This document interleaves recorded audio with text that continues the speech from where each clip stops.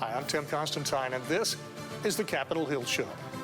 There's little question that the #1 news story around the world over the past couple of years is Israel, Gaza, and the people of Palestine.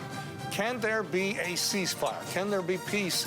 As the death toll continues to mount there are 3 countries focused on bringing about a permanent ceasefire. Those countries are the United States, Qatar, and Egypt. Why is Egypt playing a role, and why is their role so important? This week on the Capitol Hill Show, I sit down with the foreign minister of Egypt.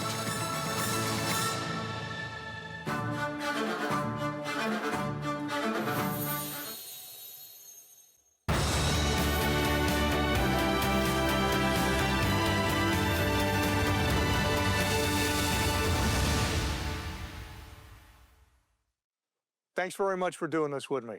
Thank you so much for hosting me. Now, in what may be one of the most difficult jobs on earth, Egypt finds itself joining with Qatar and the United States in trying to settle the situation in Gaza. How did that come about? Why is Egypt a part of that, and why is that so important? Well, as you know, we are the largest Arab country in population, in size, in history, and of course, it was Egypt who led the way to peace back to 1979 with the very courageous step by President Sadat, who paid his life for his historical trip to Jerusalem.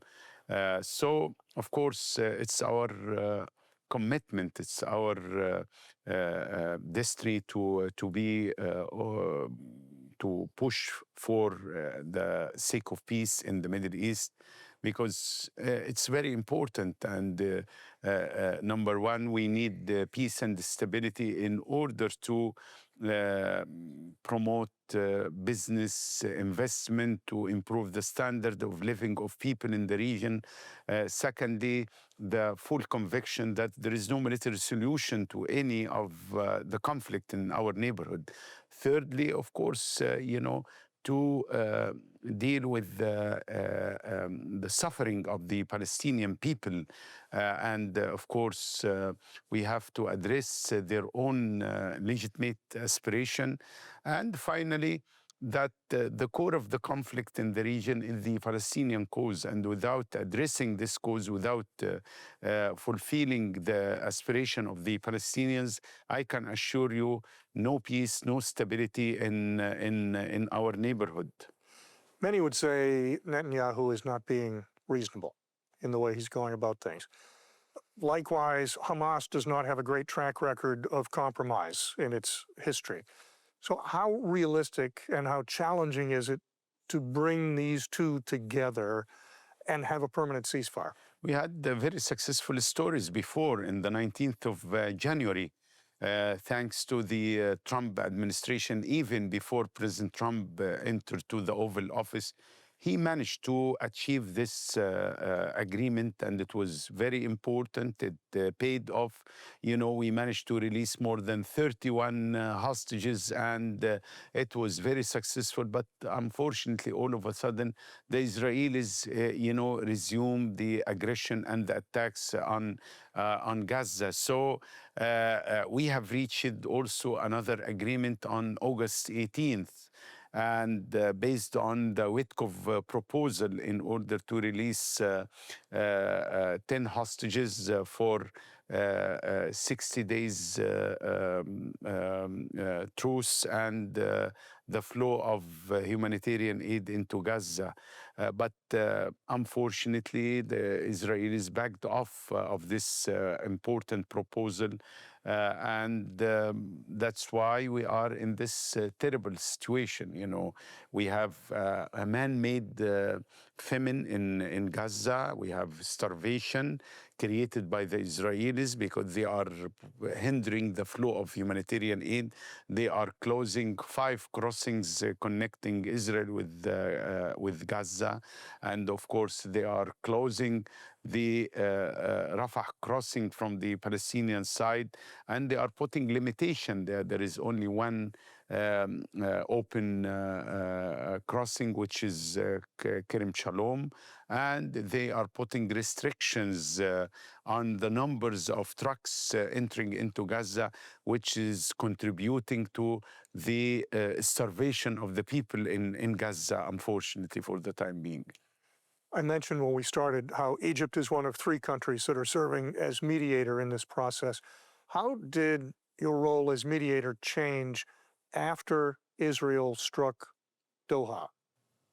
Well, of course, you know, the Israeli attack and aggression on Qatar, that was something horrendous and cannot be accepted under any justification, because, you know, Qatar is playing a very important role, as you correctly mentioned, with Egypt in order to reach a deal to secure the release of the hostages. But this is another testament of the Israeli commitment to torpedo any kind of agreement we are about to reach. So whenever we are coming to the moment of truth, there is something happening by the Israelis because there is a lack of political will to reach a sort of deal which will guarantee the release of all hostages. So this is the main problem, the lack of political will on the Israeli side. And but it's our commitment, it's our role to continue our efforts in order to bring peace and stability to this region and to stop the bloodshed of the Palestinians. We cannot wait for another 50 or 60,000 Palestinians to be killed by the Israelis in order to move in or to stop this systematic killings of the Palestinians. So that's why we don't have the luxury to stop our efforts. We will continue under any circumstances. We will continue to push for pushing for reaching a ceasefire. And as soon as we have this ceasefire, within few weeks, we will host an international conference in Egypt for the early recovery and the reconstructions of Gaza. I can assure you that we are in Egypt, we have a clear-cut vision for the day after, which is endorsed by the Arab and the Muslim world and supported by the international community. But the starting point here is the ceasefire. This is what we need. This is what the Palestinians need. This is what the international community is waiting for. The attention of most of the world is focused on Gaza. We watched this week at the United Nations. That was one of 2 issues that dominated almost every discussion. For most people, tens of millions of people around the globe, when they look at Benjamin Netanyahu, they get one of 2 visions. If they are watching Al Jazeera, they think he is the great Satan. If they are watching much of Western media, they don't think he's so bad. You and your team have had the opportunity to interact with Netanyahu and his team.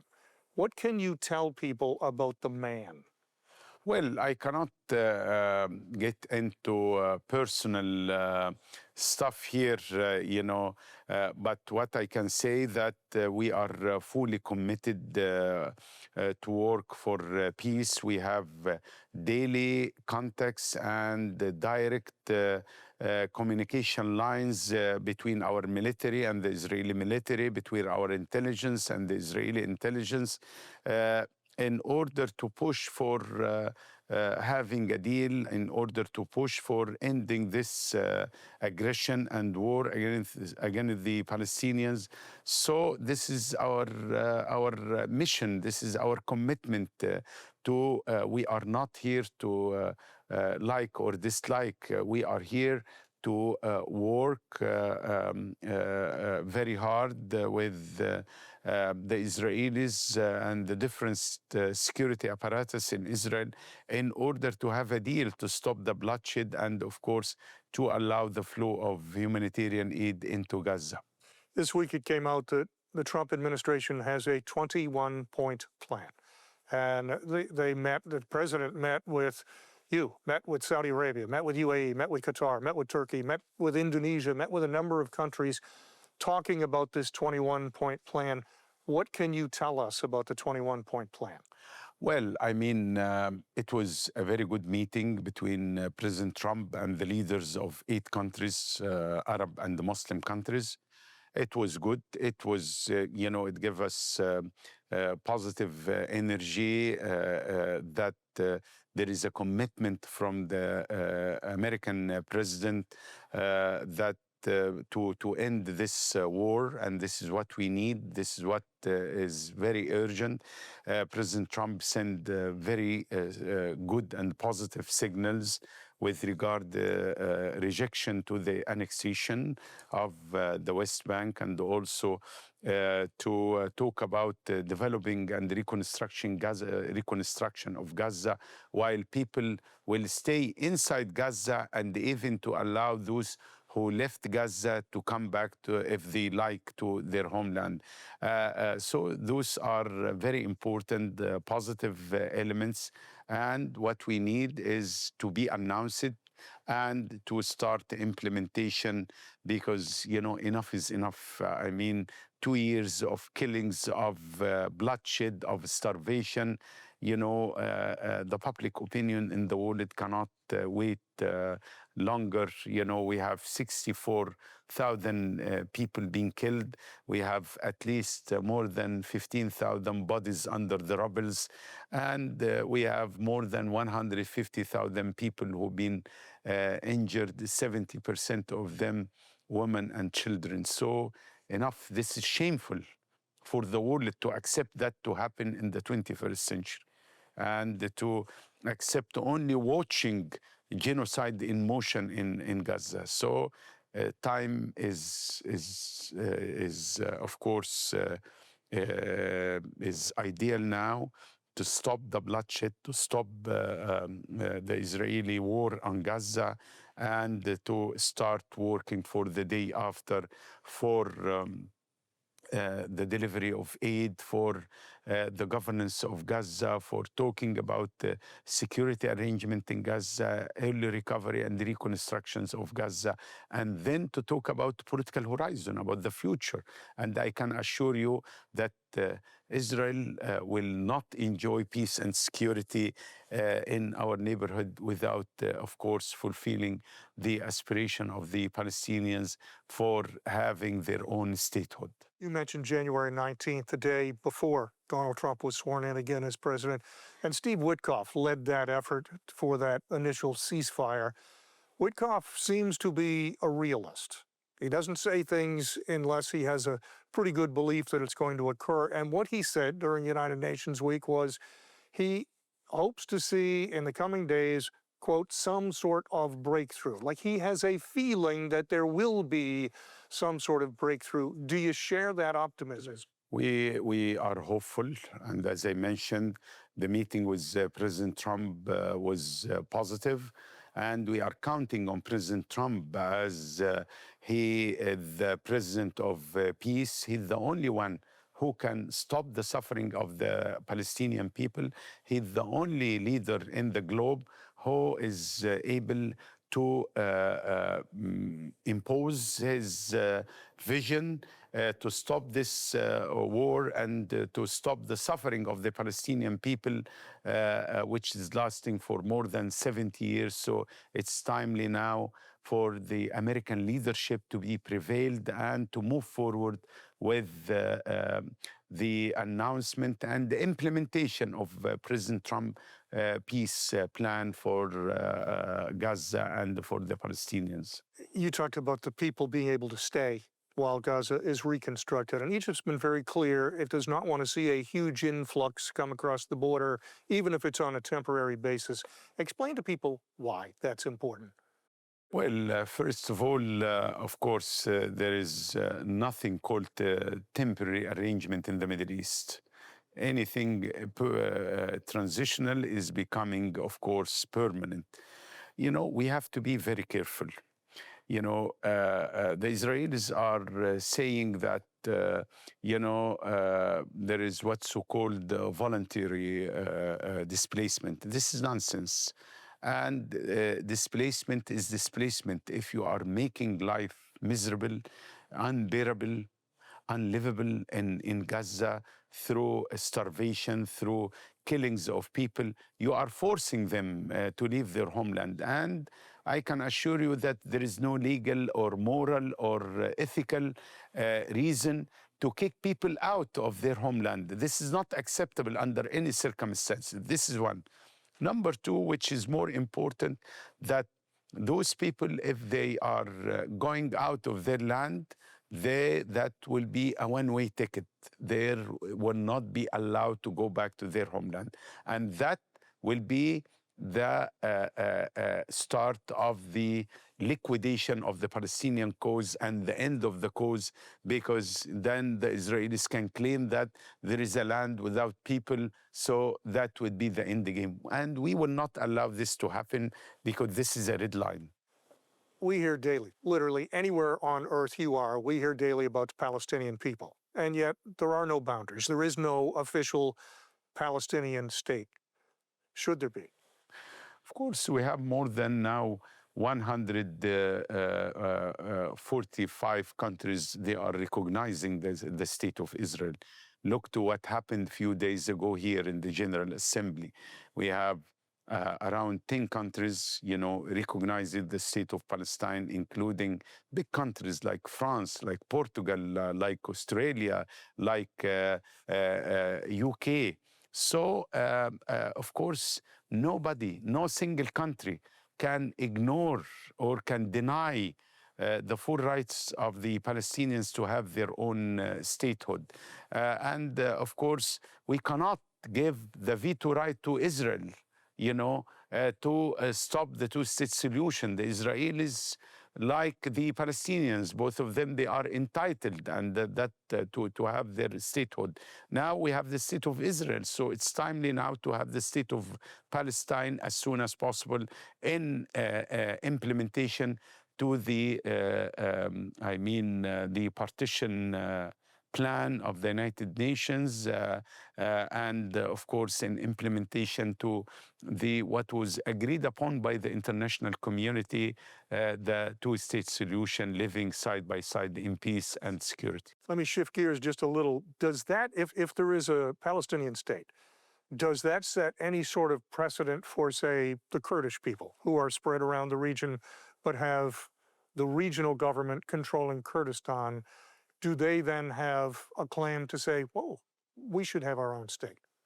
We have hundreds of UN Security Council resolutions, UN General Assembly resolutions, recognizing the full right of the Palestinians to their statehood. So we have to implement that.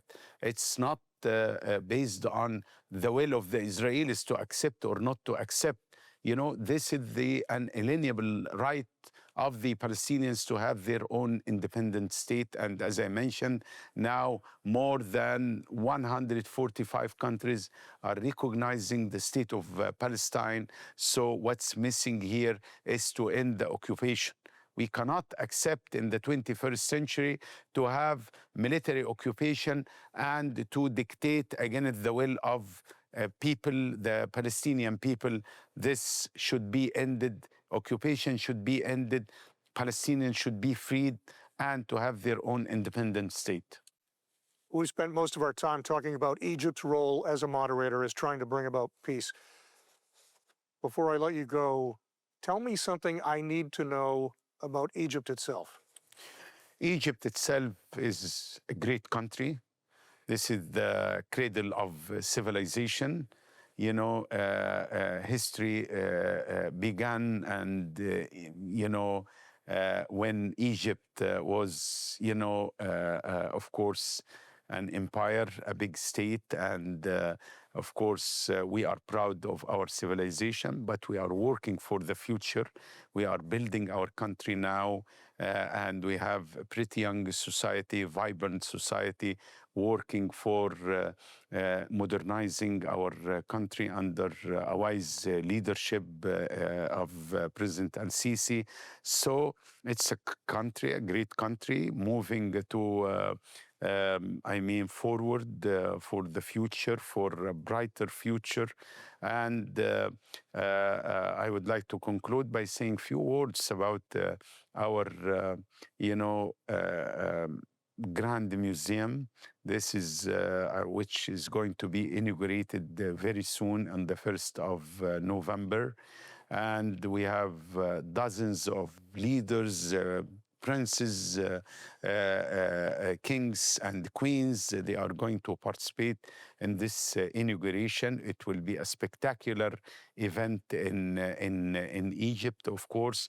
So we are inviting everybody to come to Egypt, of course, to enjoy the beauty of Egypt and to visit this largest museum, the largest one in the globe, dedicated to one civilization, to see for the first time the 5,000 artifacts of the Golden King Tutankhamun in one place.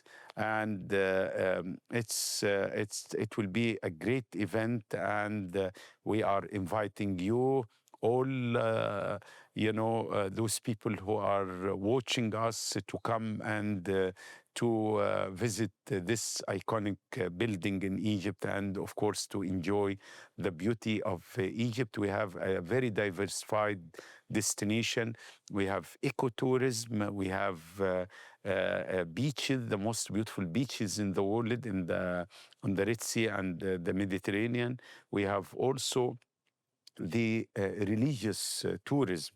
We have the Holy Family route, of course, which has been authorized by the Vatican, the Pope Francis, and you have 34 sites over this route of the Holy Family, when Jesus Christ, who was considered the first refugee to come to Egypt, and with his mother, Virgin Mary, and they came for, having a safe haven in Egypt. They stayed for more than a year in Egypt, and so now we developed all the route of the Holy Family